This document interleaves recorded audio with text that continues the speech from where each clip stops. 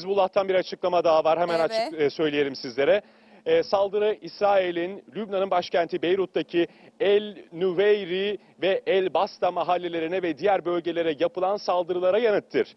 Direniş İsrail düşmanını caydırmak için üzerine düşen görevi yapmaktan çekinmeyecektir. Gazze'yi desteklemeye, Lübnan'ı ve halkımızı savunmaya devam edeceğiz diyorlar. Hizbullah saldırıdan sonra ikinci açıklamayı yapıyor. Diyor ki bu saldırı İsrail'in Lübnan'ın başkenti Beyrut'taki El Nüveyri ve El Basta mahallelerine ve diğer bölgelere yönelik yapılan saldırılara en net yanıtımız olmuştur diyor. Direniş İsrail düşmanını caydırmak için üzerine düşen görev yapmaktan çekinmeyecek, Gazze'yi desteklemeye, Lübnan'ı ve halkını savunmaya devam edecek diyor Hizbullah. Şu anda bu saldırıya, bu operasyona sahip çıkmış durumda. Bakalım Herzi Halevi ile alakalı Hizbullah'tan resmi bir açıklama gelecek mi? Şimdi İsrail nokta operasyonları yaptı ve Hizbullah'ın da İran'ın da üst düzey isimlerini X fotoğrafıyla paylaşarak böyle her hafta işte ama içeriden mi bilgi sızdırılıyor denildi. Neredeyseler gitti, vurdu ve paylaştı bunu. Ve 7 Ekim sonrası hiç durdurulmayan bir öfkeyle bunu sergiledi. Şimdi bu akşam bu açıklamayı yapıyorsa İsrail, işte en kötü günümüzü yaşıyoruz. Bundan sonra o 7 Ekim'den bir sene 365 günü de geçtik artık. 370-380 gündür yaşadığımız o katliamın daha fazlasını mı göreceğiz? İsrail öfke kontrolünü... Kronometreye basın. Zaten kudurdu Evet. Göksu. Artık hani freni Hayır. patlamış kamyon gibi daha da böyle. Zaten öyle. Zaten öyle yani. Hocam ama Ama ne kadar arttıracak ne bence. kadar daha Ya kötü 7 dersek Ekim'i daha kötüsü geliyor. BM'nin binasına girdi tanklarla daha hani. İşte onu meşrulaştıracak. 7 Ekim'i nasıl kullandıysa şimdi neyi konuşacaktık normalde? Birleşmiş Milletler'in işte karargahına girmesi konuşacaktık, bu akşam en değil sıcak mi? gelişmelerden. Ama şimdi öyle bir açıklama yapıyor ki işte en kötü gecemizi yaşıyoruz. En karanlık, en okları, acı. Evet, okları yine tersine çeviriyor ve mağdur edebiyatını yapıyor. Bunu kullanacak. Birleşmiş Milletler'e yaptığı saldırının üstünü gölgelemeye çalışacak. Hocam Biz istediği mecburuz kadar yapsın. diyecek. Sen 42 bin kişiyi katletmişsin. Burada 40 kişinin Bizim lafını bana için demezsin. öyle. Bizim için öyle ama ben İsrail'in yapacağını Ha, söylüyorum. bu katiller- ben de bir meşruluğu elbette ki yok. Bu ölen katiller az önce çizdiğim tablonun mimarları, yazarları, çizerleri. O tabii ki o Dolayısıyla öyle ama kullanacak. zaten Yok, kudurmuş İsrail durumda. bunu kullanacak İsrail mı bunu diyor. kullanacak. Şöyle ya, hocam İsrail'in yani. her fırsatı kullanır. Ama Bu İsrail olmasa da zaten bir şey kullanırdı. İsrail zaten bir şey kullanmasına gerek yok. Kudüs misali diyorum ya, hep örnek verdiğim olay o, Kudüs. Ama işte Fütursuzca Birleşmiş saldırıyor. Milletler'e tam da girdiği gün İtalya'dan kınama gelmişti örneğin. Ama öyle haberler yapılıyor ki işte en Kınama kötü da değil günümüzü hocam. yaşıyoruz. Doğru bulmuyoruz diyor. Kınama gelse gene... Yani ama yine de eleştirilecekti büyük bir ihtimalle. İşte çünkü Birleşmiş Milletler Tabii, muhakkak, askerlerini muhakkak. rehin alıyorsun. Ama şimdi İbre'yi gene bu mağdur edebiyatıyla tersine O çevirmeye yüzden çalışıyor. Hizbullah'la ilintili şu ana kadar asla İsrail'i vurmuyor. Aslında bu darışıklı dövüş. Bunlar havai fişek vesaire diyenler açısından da bence bir kere daha değerlendirme yapmanın Hocam bak vaktinin geldiğini o boyut ayrı, bu boyut ayrı. Bak orada o dediklerim vardı. O füze, ben bir yıl yaşadım orayı. Bunu sizden bağımsız Bak söylemiştim. bir yıl yaşadım. Füze atıldı, füze verildi. Füze atıldı, füze verildi. İşte o gerçek güç bu. Ha, götürüp vuracaksın, anladığı dilden konuşacaksın. Şimdi işte gerçek Hizbullah Belki sayesinde. bugün savaş Niye? başlamış olabilir. Gerçekten. Çünkü şu ana kadar hep asimetrik bir durum var. Savaş yoktu. Sivilleri vuran bir terör devleti, diğer tarafta ise bir konumlanma yapmaya çalışan Hizbullah. Şimdi ilk defa cevap verdi. O asimetri biraz kalkmış olabilir. Ve İsrail'de belki de bu gücü gördükten sonra bu 40 kişinin anası babası vardır. Çocukları vardır. Sivil insanlar da vardır. Onlar sokağa çıkıp Netanyahu'ya dur artık Ama çocuklarımız öldü dediler diyebilir. hocam, dediler. Dediler mi İsrail'de ayaklanmaları cılızdı. izledik. Hatta cılız mıydı? Emrah Çakmak'a soralım mesela. Emrah cılız mıydı o zamanlar, senin de Ama hep rehineler geri gelsin dediler. Şimdi çocukları öldü. Ve o cenazeler İsrail'e girecek. O cenazeler, toplu bir cenaze, bu bir infial. Emrah, o eylemleri çok sıkı takip ettin. Şimdi o eylemler sonrası farklı bir tablo olur. Netanyahu'ya istifa, işte Netanyahu hükümeti eleştirildi. Halktan tansiyon çok yükseldi. Fakat böyle kontrollü bir şekilde de yavaş yavaş o tansiyon düşürüldü İsrail sokaklarında. Şimdi mesela buradan sonra nasıl bir tablo öngörüyorsun o bölgeden?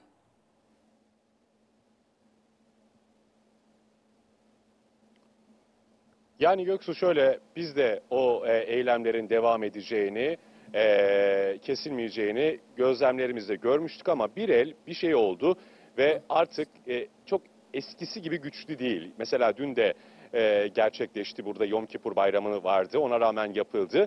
Ama önceki gibi çok yüksek değil. Belki motivasyonları kırıldı, belki bir el onlara artık devam etmeyin dedi ama neden olduğunu bilmiyoruz.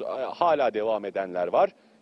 Özellikle seninle de yayınlarımıza denk gelmişti ama çok yüksek bir sesle devam edilmediğini ifade edelim ama tamamen de durmuş değiller. Sadece rehinelerle alakalı değil, askerliğini devam ettiren, askerde olanlar, kuzeyde bu saldırılarda yer alan askerlerin de aileleri endişe ediyor. Onlar da aslında seslerini çıkarıyorlar ama çok da etkili olamıyor. Tam da 170 tane İsrail askerin rehineler gelmeden biz artık savaşmayı reddediyoruz dediği esnada oldu. Yani bir çatırdama var. Yumuşak karnı sadece demir kubbeyle değil, İsrail askerleri bağlamında da tespit etti diğer direniş güçleri ve ben bu sayının her geçen gün artacağını düşünüyorum. Çünkü mesnetsiz bir savaş. Gidip de Golan'ı alabiliyorsan ilerleyebilecek misin? Hayır. Beyrut'u işgal edebilecek misin? Hayır. Lübnan'ı sınırlarına mı katacaksın? Hayır. El kadar nüfusun var. Bunun bir manası olmadığı gerçeğin hepimiz farkındayız. BM binasına saldırmak, 40 askeri rehin almak, var olan bütün uluslararası sistemin çöktüğü, bittiği bir gün bu yaşanıyor. 13 Ekim bir milattır, her anlamda bir milattır. Uzun yıllar konuşulur bu artık. Ben ama şöyle düşünüyorum, biraz Levent hocamdan farklı olarak. Şimdi Hizbullah bu saldırıları Hizbullah yaparak, yani Beyrut'u vurarak örneğin psikolojik avantajı kendine çevirmeye çalıştı. Artık Amerika Birleşik Devletleri'nin temel amacı oradaki siyasi yapıyı değiştirebilmek. Evet, bütün Lübnan'ı alamayacaklar ama yönetime el koyup, istedikleri adamı koyup, Lübnan ordusunu da kendilerine göre işte bir şekilde konuşlandırıp, hiçbir şekilde İsrail vurmayacağının sözünü alıp Lübnan meselesini öyle kapatmak. Bununla birlikte aslında Hizbullah'ı Litani Nehri'nin iyice kuzeyine itmek, mavi çizginin üzerine itmek istiyorlar. Berri açıklama yaptı, dedi ki Hizbullah buna hazır dedi. Biz de hazırız, Litani'nin kuzeyine gitmeye hazırız dedi. Çünkü Hizbullah da yetkisini Berri'ye verdi. Dedi ki bizim adımıza konuşabilirsin. Çünkü Emel Hareketi'nde de çok önemli bir isim. Emel Hareketi'nin de kurucularından bildiğim kadarıyla Berri. O yüzden Amerika Birleşik Devletleri'nin artık orada öyle bir amacı var. Yani evet, Lübnan'ı alamazlar ama İsrail sayesinde, Netanyahu sayesinde Lübnan'ı o eski sömürge zamanındaki yönetim gibi yönetimine el koyup, işte orada dediğim gibi Hristiyan bir cumhurbaşkanı, Sünni bir yardımcısı ve işte Şii bir meclis başkanıyla yönetmek istiyorlar. Böyle bir yapı kurmak istiyorlar. Bu yüzden de İsrail'in önünü kesinlikle kesmiyorlar. Beyrut'u vurması gerçekten çok tehlikeliydi, ciddiydi. İşte Hizbullah şimdi ona bir karşılık verdiği için bu kadar büyük bir saldırı düzenledi. Yoksa kontrollü gidiyordu. Yani İsrail'in kuzeyinden Lübnan'ın güneyine, Lübnan'ın güneyinden de İsrail'in kuzeyine saldırılar devam ediyordu. Ve İsrail kara harekatında da başarılı olamıyordu.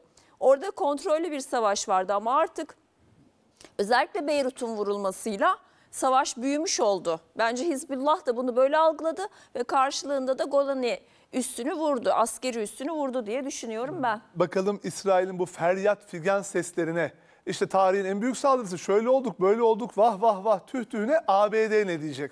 Şimdi bir de öyle bir soruyla karşı karşıyayız. Çünkü hava savunma sistemi, ki sonra konuşacağız, Amerikan askerleri biz kuracağız diye konuştular. Acaba daha hızlı bir şekilde Amerikan askerlerinin İsrail'e postallarıyla basması söz konusu olur mu? Bu bir katalizör görevi görebilir mi? Hocam, Amerika'nın getirdiği hava savunma sistemi, Emrah. balistik füzeleri, bunlar şu an zaten demir Kurtarmaz kubbeden başka şansı yok. Şimdi Emrah, bu üs nasıl bir üs? Levent hocamın da söylediği gibi artık bu üslere, bu bölgeye Amerika Birleşik Devletleri'nin postalı değer mi? Askerleri gelir mi? Bize biraz üssün özelliğinden bahseder misin? Golani değil mi? Golani. Tugay'ı var. Tugay'ı. İşte Tabii. onu zaten Şimdi bir yandan evet. Şimdi Göksu, Evet. Golani üssü İsrail düzenli ordusunun 5 piyade tugayından bir tanesi. İsrail'in en seçkin, en iyi donatılmış askerleri, en iyi eğitim almış askerleri ve özellikle en kritik çatışmalarda bulunan askerleri bunlar. Çok önemli bir piyade tugayı ve bu piyade tugayı aslında diğerlerinden başka ve özellikle kritik olduğu için Lübnan'ın güneyine, yani İsrail'in kuzeyine taşınmış durumdalar. Ve burada baktığımızda en seçkin tugaylardan bir tanesi ve tekrar edelim, en seçkin askerleri, özellikle paraşütçü birlikleri, kara unsurları, hava unsurları tamamen buraya taşınmış. İsrail düzenli ordusunun 5 piyade tugayından bir tanesi Golani üssü, Golani tugayı diye geçiyor. Daha önce Gazze şeridi içerisinde bir takım saldırıları, bir takım özellikle karadaki burada yürüttükleri saldırılar vardı. Onların seçkin olması nedeniyle kuzeye taşındılar ve İsrail ordusunun göz bebeği piyade tugaylarından bir tanesiydi. İşte Hizbullah tam da burayı hedef aldı. tam kalbine hedef aldı. Bak 36. Tümen var. Oraya bağlı bir birlik bu. Ve Kuzey Komutanlığı'na bağlandı. Sırf Lübnan'ın güneyine yapılacak harekatta kullanmak üzere. Evet. Ha. Şimdi şöyle bir iddia var. Bir şey de şu. Geçtiğimiz 2 gün, evvelki gün ve dün Yom Kippur bayramıydı Yahudilerin. Genelkurmay Başkanı bu bayramda bu bölgedeki askerlerle beraber olamamış. Bayramı kutlamak için buraya gelmiş. Yani mesai günü değil, mesai günü olmaması hasebiyle bir gün evvel bitti Yom Kippur. Yani ama hafta sonu hala onun kutlamaları devam ediyor. Genelkurmay Başkanı da o kutlamalar için burada bulundu. Dolayısıyla yemekhanenin hedef alındığı kısmı da bu anlamda mantıklı bir hale geliyor. Yani yemekhanede bunlar ya yemek halindeydi ya bir kutlama halindeydi. İddia doğru ise bu işgalci İsrail ordusunun Genelkurmay Başkanı olan kişi de kutlama sebebiyle askerlerle berabermiş. Hizbullah'da bir bayram hediyesi vermiş herhalde. Şehrin semasında herhalde öyle olmuş. Evet, iyi bir herkese hediye vermiş, bize değil bir tek. Şehrin semasında bir şey görünüyor, bir SİHA görülüyor. Bir fotoğraf yayınladı İsrail medyası. O fotoğrafta da şunu görüyoruz. Yani aslında bazıları, operasyona katılan SİHA'ların bazıları vurulmadan çıkmayı başarmışlar. Daha sonra etkisiz hale getirilmişler. Ve bunun anlamı şu, izah edelim. Yani şehrin çok yakınında askeri üs. Burayı SİHA vuruyor. Kamikaze dronlar vuruyor. El Cezire'nin ifadesi de öyleydi. Hizbullah'a göre SİHA'lar vuruyor. Onlardan bazıları savunma sistemi tarafından düşürülmeden ya da kendileri de intihar etmeden, intihar dalışı yapmadan kaçmaya başlıyorlar. Şehir semasında görüntüleniyor ve ondan sonra vuruyorlar. Biz bunu şöyle yorumlayabiliriz.